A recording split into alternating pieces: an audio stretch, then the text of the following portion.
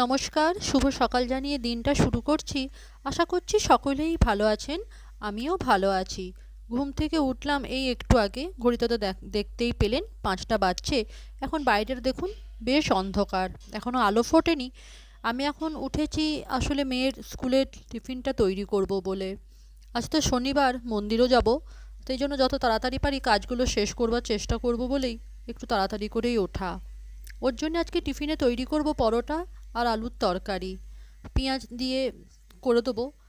আমরা অবশ্য শনিবার দিন পেঁয়াজ রসুন কিছুই খাই না, কিন্তু মেয়ের জন্যে তো বানিয়ে দিতে হবে, তাই একটু আলুর তরকারি করে দিচ্ছি ওকে। ঘুম থেকে উঠেই অবশ্য আমি প্রথমেই কাপড়টা ছেড়ে নিই। কাপড়টা না ছাড়লে রান্নাঘরের কোনো কাজ করতেই ইচ্ছা করে না। আপনাদের সাথে কথা বলতে বলতে আমার আলুর খোসাগুলো সব ছাড়ানো হয়ে গেছে। এখন আলুগুলো কেটে নিচ্ছি ছোট ছোট পিস করে। গ্যাসটা জ্বালিয়ে কড়াইটা চাপিয়ে দিয়েছি। কড়াইটা গরম হোক, ততক্ষণে আমি একটু ক্যাপসিকাম, টমেটো, পেঁয়াজ এগুলো সব একটু কুচি করে নেব। আজ মেয়ে বলল আলুর তরকারি নিয়ে যাব, তাই জন্যই আলুর তরকারিটা করছি। নইলে অন্য কোনো দিন অবশ্য আমি পাস্তা, চাউমিন এইসবও করে দিই। আচ্ছা, আপনারা কে কী দেন আপনাদের বাচ্চাদের আমাকে একটু কমেন্ট করবেন। আপনাদের সাথে কথা বলতে বলতে আমার ক্যাপসিকাম, টমেটো কাটা হয়ে গেছে। এখন পেঁয়াজটা কুচি করে নিচ্ছি। পেঁয়াজটা কাটতে কাটতেই দেখলাম কড়াইটা গরম হয়ে গেছে, তাই একটু রিফাইন্ড তেল দিয়ে দিচ্ছি। তারপরে পেঁয়াজ আর টমেটোটা হালকা করে ভেজে নেব। প্রথমে লঙ্কা আর পেঁয়াজটা হালকা করে ভেজে নেব। আর বুঝতেই তো পাচ্ছেন, পেঁয়াজের হাত মানেই বারে বারে হাত ধুতে হবে। আর এই শীতকালে বারবার এই হাত ধুয়ে কাজ করতে আমার খুব বিরক্ত লাগে। এখন পরোটাটা ভরে দিচ্ছি টিফিনে, তরকারিটা হোক, তারপরে তরকারিটাও ভরে দেবো টিফিনে। পেঁয়াজটা তো হালকা করে ভেজে নিয়েছি। এবারে কেটে রাখা টমেটো আর ক্যাপসিকামটা দিয়ে দেবো। খুব ভালো করে 5 থেকে 7 মিনিট ভেজে নেব।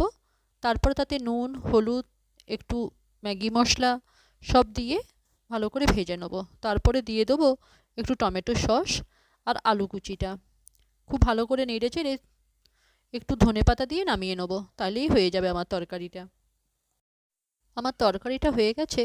এখন বক্সে ভরে দিচ্ছি, বাকিটা রেখে দিলাম যদি এই স্কুল থেকে এসে মুড়ি বা কিছু খায়, কারণ ও তো রোজ রোজ ভাত খেতে চায় না, সেটা তো আপনারা জানেনই। পেঁয়াজ দিয়ে রান্নাটা করেছিলাম বলে গ্যাসের টেবিলটা খুব ভালো করে মুছে নিলাম। এখন আমাদের জন্যে একটু চাটা চাপিয়ে দিলাম। আজকে অবশ্য আর লিকার চা খাবো না ভেবেছি, একটু দুধ চাই করে খাবো। অনেক দিন হয়ে গেল দুধ চা খাওয়া হয়নি। আজকে তো শনিবার, গেছিলাম একটু মন্দির, তাই আজকে আর আপনাদের সঙ্গে কোনো ভিডিওই আমি শেয়ার করতে পারিনি, কারণ সব কাজগুলো তাড়াতাড়ি করার ছিল। মন্দির থেকে এসে ঘরের পুজোটা করে নিয়েছি। এখন এবার জলখাবারটা খেয়ে নেব।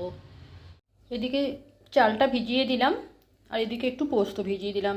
আজ তো নিরামিষ, তাই একটু পোস্ত ছাড়া ভালোও লাগবে না খাবারটা খেতে। জলখাবারটা খেয়ে আবার ফিরে আসছি। জলখাবারটা খেয়ে গেছিলাম একটু ছাদে, কাপড়গুলো নিয়ে এলাম।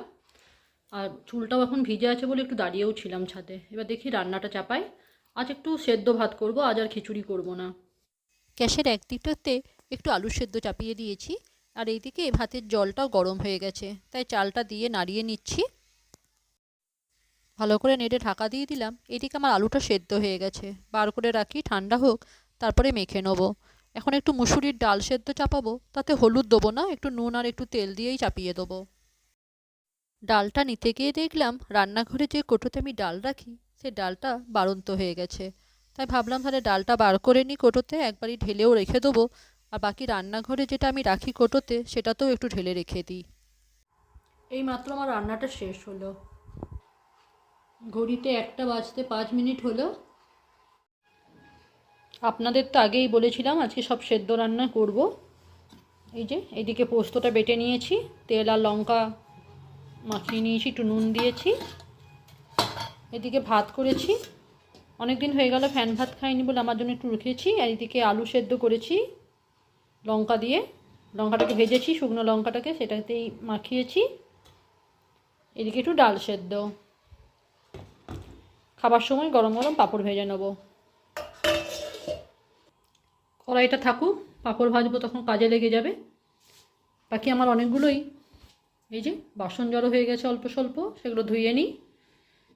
খাবার খেয়ে উঠে বাসনগুলো ধুয়ে নিয়েছি। এখন যাব একটু শুতে। তারপর আবার বিকেলে আপনাদের সঙ্গে দেখা করছি। শুয়ে পড়ে বিকেলবেলাতে চুলটা বেঁধে নিয়েছি।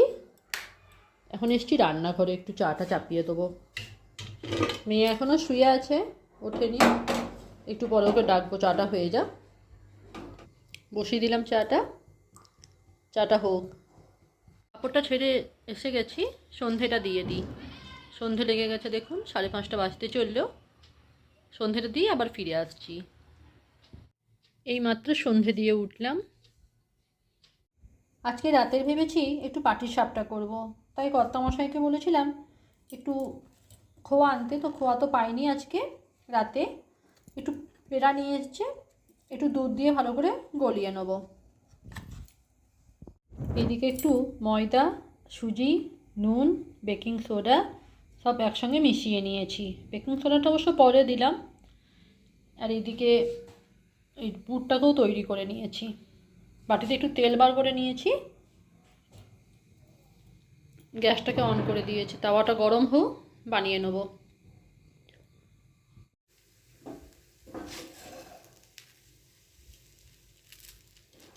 এইভাবে একটা একটা করে বানিয়ে নেব।